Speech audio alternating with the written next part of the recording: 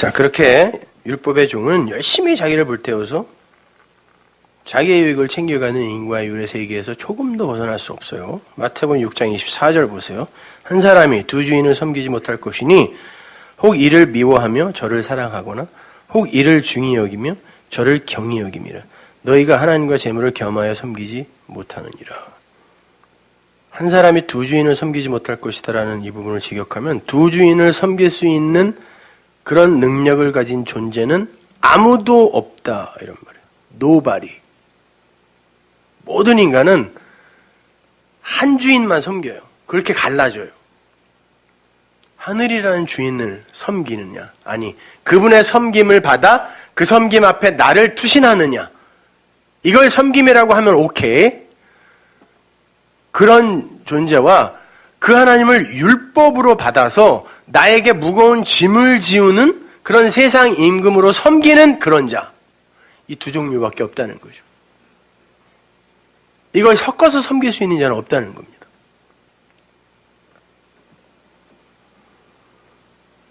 진리 안에서 하나님의 말씀에 그 섬김을 받든지 율법 안에서 그 하나님을 열심히 섬기든지 둘 중 하나인 거예요.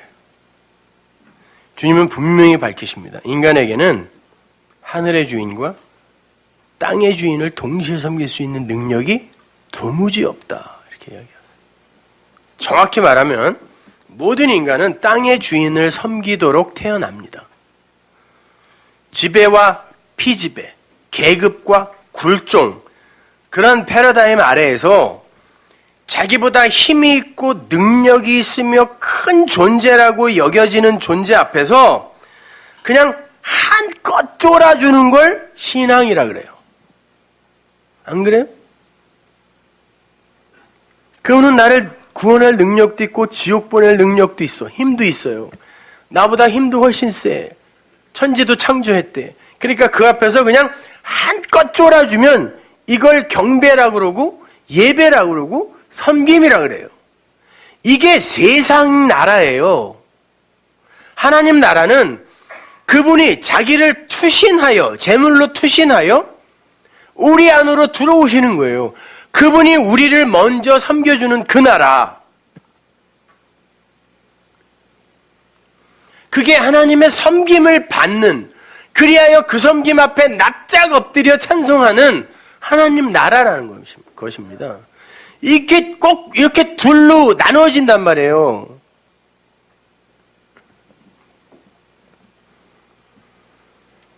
그렇게 한껏 쫄아주고는 그 힘센 신에게서 얻어낼 수 있는 걸 재량껏 얻어내는 거예요.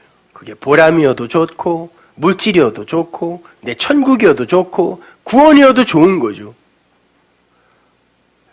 예, 얻긴 얻었는데 계속 불편해, 그 관계가.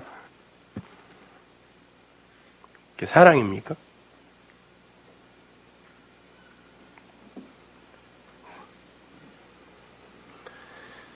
그들은 힘만 센 세상 임금을 하나님으로 섬기는 거예요. 그들이 섬기는 하나님을 세상 임금이라 그래요.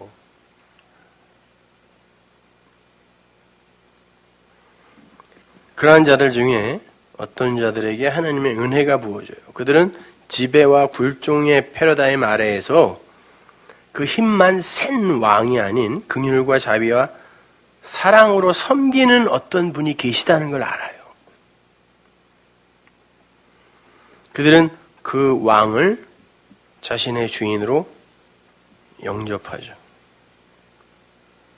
그 사람들은 하나님의 생명을 선물로 받아서 영생에 이르게 되는 반면에 전자는 수고하고 무거운 짐으로서의 그 하나님을 지옥의 주인으로 맞이하는 거예요. 그들의 하나님이 사탄입니다.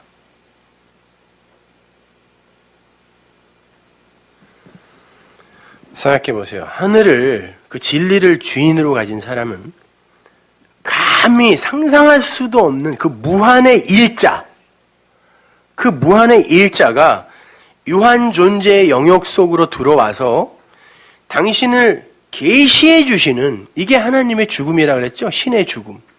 당신을 계시해 주시는 그런 섬김의 모습으로 우리를 다스리신다는 사실을 알게 되고 오히려 그 섬김 앞에 자신을 진짜 그때는 그 앞에 완전히 날투신할 수 있죠.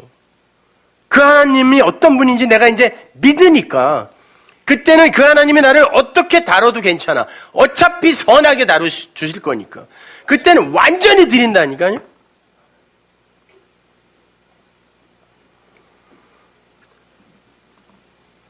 그렇게 그 하나님의 섬김을 받는 자는 완전한 순종으로 그분을 섬기게 되는 거예요. 이건 자연스러운 거예요, 이게. 그 사람은 모든 하나님의 말씀을 우리를 섬기시는 그분의 그 무한한 사랑으로 해석해내요. 그러한 하늘의 종들이 무언가를 해야 할 어떤 의무가 있다면 그건 그 생명을 그냥 누리는 거예요.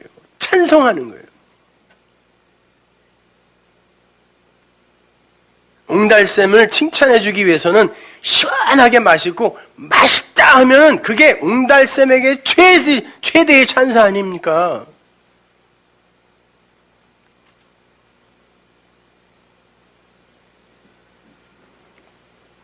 그게 하늘의 주인을 섬기는 자의 섬김의 극치인 거예요.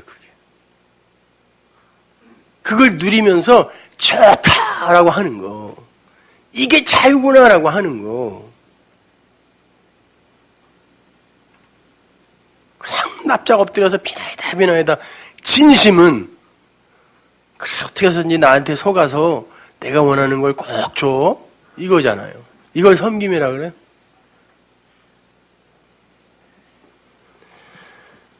그러나 하나님과 그의 백성과의 관계를 물질 세계의 그 인간 관념 속에 그 주인과 그 종, 그 지배와 굴종의 그 관계, 그것으로 이해를 하고 그분의 말씀을 그냥 지배와 피지배, 굴림과 굴종의 관계 속에 던져지는 어떤 명령으로 이해를 해버리잖아요?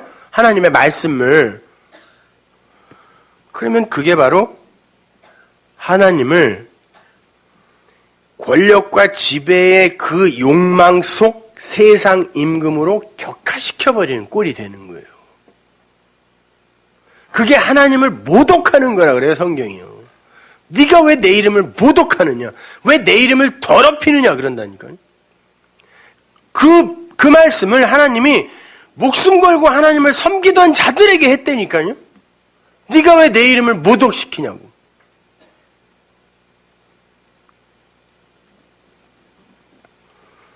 그렇게 오해된 하나님 있죠. 그걸 맘모나스라 그래요. 그걸 한글 성경이 재물이라고 번역한 거예요. 그건 신의 이름입니다. 그건 허욕이라는 가짜 신의 이름이에요. 맘모나스. 은혜를 알지 못하는 모든 인간들이 그들의 생본능으로 갖고 사는 거 있죠. 그게 바로 허욕이에요. 그건 인간의 원죄적 실존의 한계인 겁니다. 자신의 의지로 선함을 추구해서 스스로 하나님과 같이 될 수 있을 거라는 그렇게 생각하는 뿌리 깊은 그 원죄의 욕망. 그 욕망으로부터 발출된 그 종과 주인의 관계는 언제나 정죄와 심판, 꾸짖음과 책망, 자학과 가책, 억압과 지배 이런 선동만 난무할 뿐이에요. 그러니까 예배를 드리면서도 뭔가 불안하고 두렵고 때때로 뭔가 열심히 행했다라는 생각이 들면 교만하고 자만하고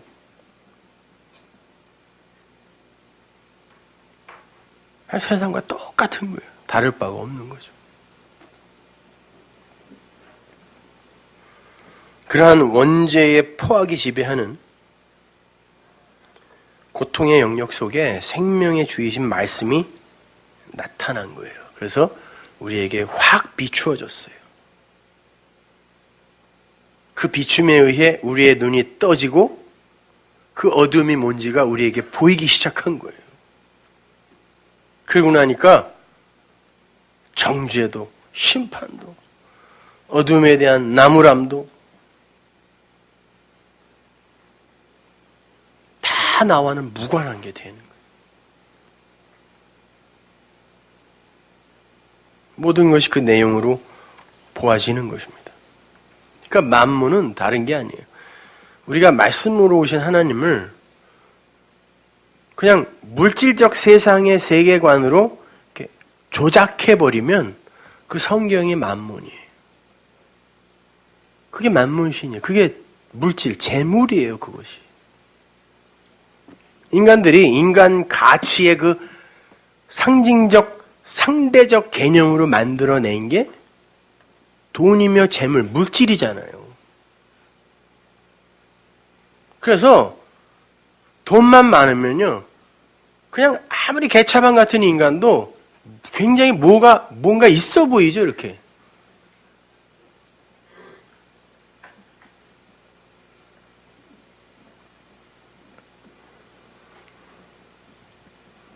따라서 만문이라는 건 단순히 돈이나 물질만을 가리키는 게 아니라 그 인간 보편의 그 원죄적 욕망을 이렇게 꽉 축약해 놓으면 그게 돈이에요. 그게 재물이고 그게 우리가 추구하는 그 욕망의 실체이고 우리가 가치라고 생각하는 똥 같은 건 거예요. 근데 하나님도 그렇게 생각한다는 것입니다. 그리고 자기의 가치를 위해 자기를 도와줄 어떤 존재, 잘 얼르고 달래기만 하면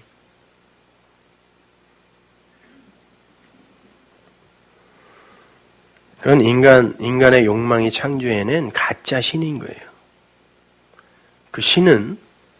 그 가짜 신은 지배와 굴종의 패러다임 아래에서 섬김을 받는 신이고 명령을 내리는 신이고 인간 세상의 도덕과 윤리와 선과 악을 바탕으로 심판과 상급을 내리는 세상 신이에요. 그게 만문입니다. 그러니까 하나님과 만문을 동시에 섬길 수 없죠. 하나님을 섬기기 위해서는 이걸 버려야 되고 이걸 섬기기 위해서는 이 하나님이 안 보여요. 근데 그 하나님은 성경 안에만 계시되어 있으니까 우리가 그 말씀을 진리로 하나님으로 보게 되면 우리는 그 하나님을 나에게 율법적 수고를 그런 무거운 짐을 지우는 그런 하나님으로 안 볼 수 있는 것이고 만약에 그 하나님을 우리가 그 성경 말씀 안에서 못 만난다면 내가 만난 성경 안에서의 그 하나님은 나를 끊임없이 못살게 굴고 괴롭히고 훈육하는 그런 사감선생 정도로 보이는 거예요. 그게 세상 신입니다, 여러분. 우리는 반드시 아래의 물, 그 깊음, 어둠 속에서 그 하늘의 진리를 빛으로 깨달아야 하는 사람들인 거예요.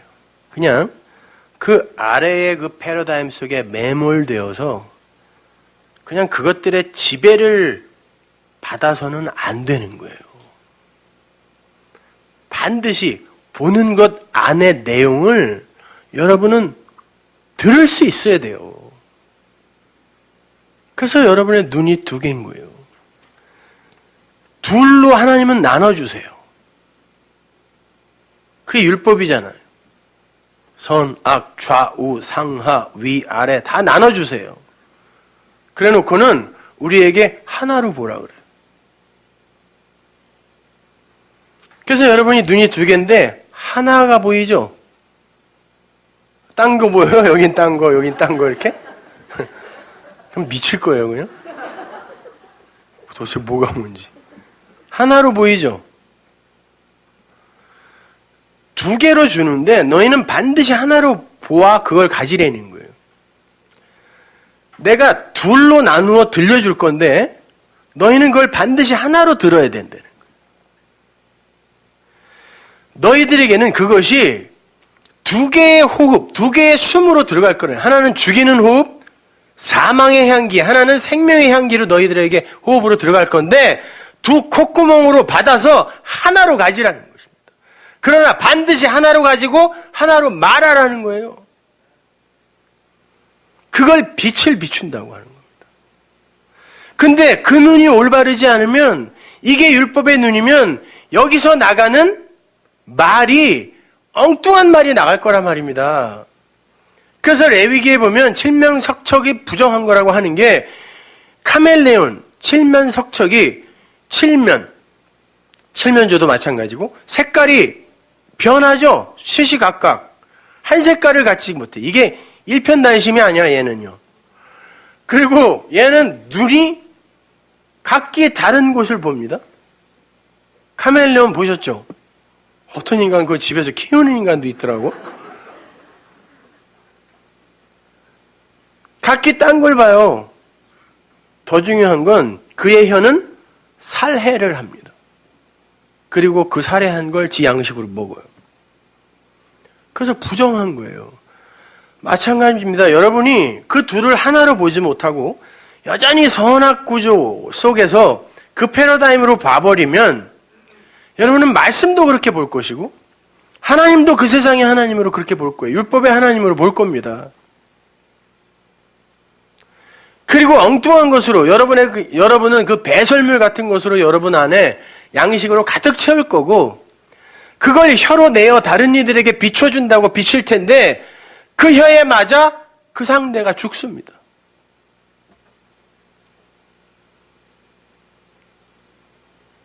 그러니까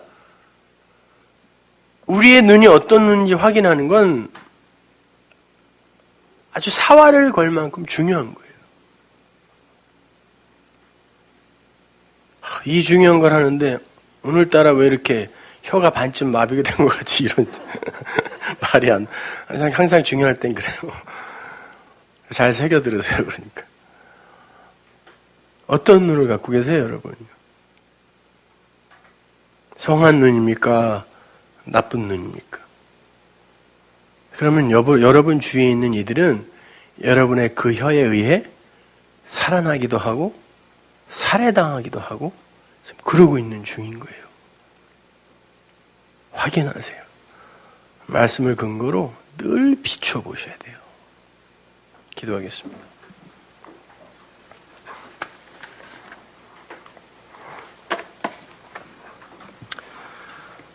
하나님, 은혜를 감사합니다.